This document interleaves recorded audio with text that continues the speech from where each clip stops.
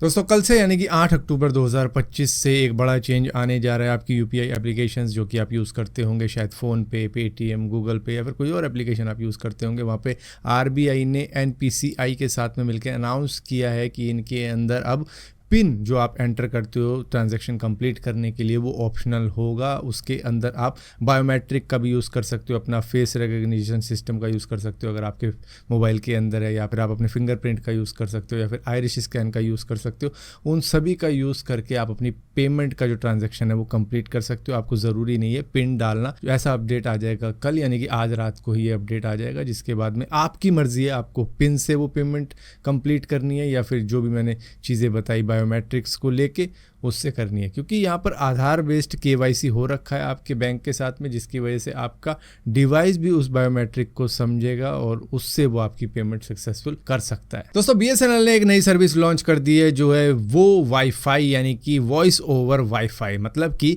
कई बार क्या होता है कि बीएसएनएल का नेटवर्क नहीं आ रहा होता, कई सारे लोगों की यही कंप्लेंट रहती है कि बीएसएनएल ये चीज़ें तो लॉन्च कर रहा है, 5G लॉन्च कर रहा है, 4G लॉन्च कर रहा है, ये कर रहा है, वो कर रहा है, लेकिन नेटवर्क नहीं आ रहा। ई सिम कर रहा है लॉन्च, लेकिन नेटवर्क नहीं आ रहा भैया इनका।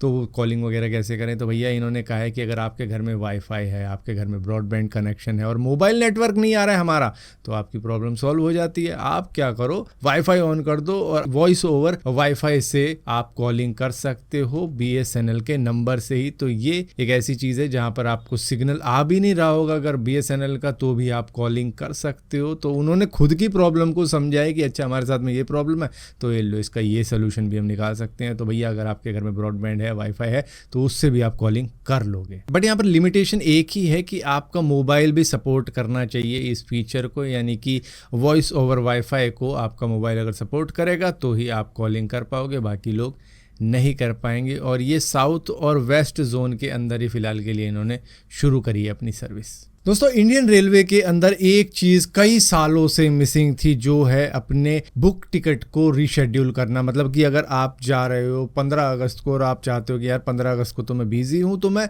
16 अगस्त को चला जाऊं, मैं 18 अगस्त को चला जाऊं, तो क्या मेरे पास ऐसा ऑप्शन है कि मैं रीशेड्यूल कर दूं? तो ऐसा ऑप्शन नहीं होता था। आपको पहले उसे कैंसिल करवाना पड़ता था, उसके बाद में बुक करना पड़ता था, तो ये सारी चीज़ें करनी पड़ती थी। लेकिन अब जनवरी 2026 से, यानी कि नए साल से ही आपको अपनी बुक टिकट को शेड्यूल करने का मौका मिल जाएगा। ये ऑप्शन ऑनलाइन भी अवेलेबल होगा, जहां पर आप अपने टिकट को कैंसिल किए बगैर ही या फिर कैंसिलेशन फी दिए बगैर ही आप अपनी ट्रैवल डेट को चेंज करवा सकते हो। मान लो आपको जाना है 26 अगस्त को और आपने करवा रखी 20 अगस्त की, तो आप उस डेट को चेंज करवा सकते हो। लेकिन हाँ, एक चीज ये कह रहे हैं कि भाई जो डेट आप चेंज करवाओगे उसमें सीट अवेलेबिलिटी को देख के ही करवाना, क्योंकि अगर सीट अवेलेबल नहीं हुई तो फिर आपको फिर से वही हो जाएगा कि मतलब आपका वेटिंग लिस्ट में चला जाएगा नाम। लेकिन अगर आप अपने बुक टिकट को चेंज करवा रहे हो, फिर आगे आपको वेटिंग की टिकट मिल जाए, कंफर्मेशन नहीं है कि मतलब आपको वो टिकट कंफर्म ही मिलेगी, तो वो एक चीज़ है यहाँ पे कि बुक टिकट के बदले बुक टिकट नहीं मिलने वाली, कंफर्म नहीं होने वाली, हो सकता है आपका वेटिंग में नंबर चला जाए, तो सीट अवेलेबिलिटी आपको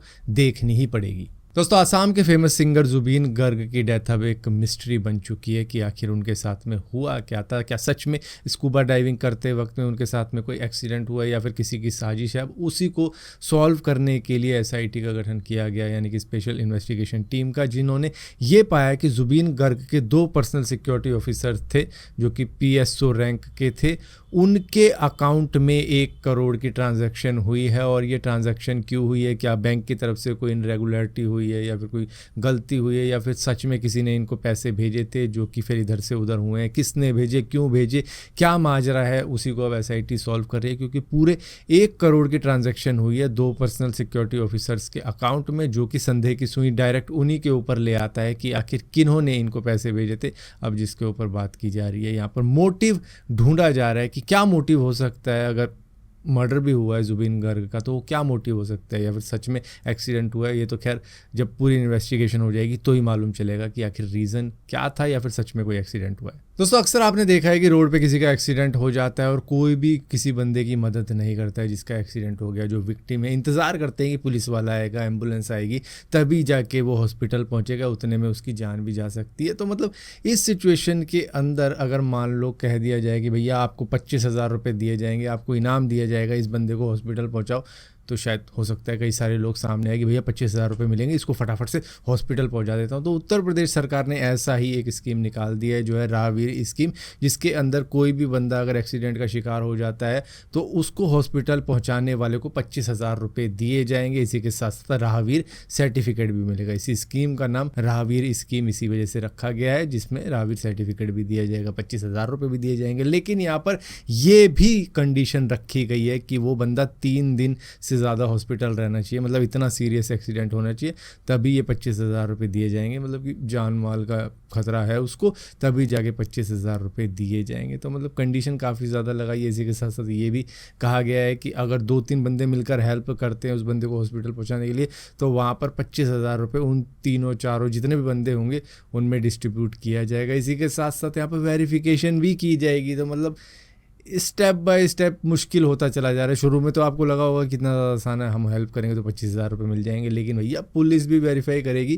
कि 1 घंटे के अंदर अंदर पहुंचाया, क्योंकि इसके अंदर गोल्डन आवर का भी टाइम रखा गया है कि गोल्डन आवर के अंदर उस बंदे को हॉस्पिटल पहुँचाया जाना चाहिए। मतलब 1 घंटे के अंदर एक्सीडेंट हुआ है, उसके बाद में जो 1 घंटा है जो काफ़ी ज़्यादा क्रूशल है, उसमें हॉस्पिटल पहुँच जाए तो जान बच जाती है। तो उसके अंदर अंदर पहुँचाया जाएगा तो ही 25,000 रुपये का इनाम और वो राहवीर सर्टिफिकेट मिलेगा, जहाँ पर पुलिस कहेगी कि भैया तूने 1 घंटे में नहीं पहुंचाया, अगर 1 घंटे का लिखवाना है तो भैया हमारा भी कुछ कट दे, 25,000 तुझे मिल रहे हैं तो ऐसा कर 10,000 हमें दे दे, 15 तेरे हो गए। तो इस तरीके की भी सिचुएशन हो सकती है। जहाँ तक हमने देखा है करप्शन किस तरीके की, ऊपर से हॉस्पिटल को भी वेरीफाई करना होगा कि इसने 1 घंटे के अंदर पहुंचाया। तो पुलिस और हॉस्पिटल ये दोनों चीज़ें आ गई। इसी के साथ साथ पेशेंट की कंडीशन आ गई कि भैया वो 3 दिन तक हॉस्पिटल के अंदर रहना चाहिए और 1 घंटे के अंदर अंदर पहुँचाना चाहिए। तो मतलब काफ़ी ज़्यादा चीज़ें आ जाती हैं, जिसकी वजह से ये स्कीम थोड़ी सी ऐसी हो जाती है कि बंदा सोचेगा कौन पड़े इस लफड़े में। दोस्तों सोच के देखो, आपको ऑलमोस्ट 90 लाख रुपए की स्कॉलरशिप मिल जाए यूएस के कोलंबिया यूनिवर्सिटी या किसी भी यूनिवर्सिटी के अंदर पढ़ने के लिए,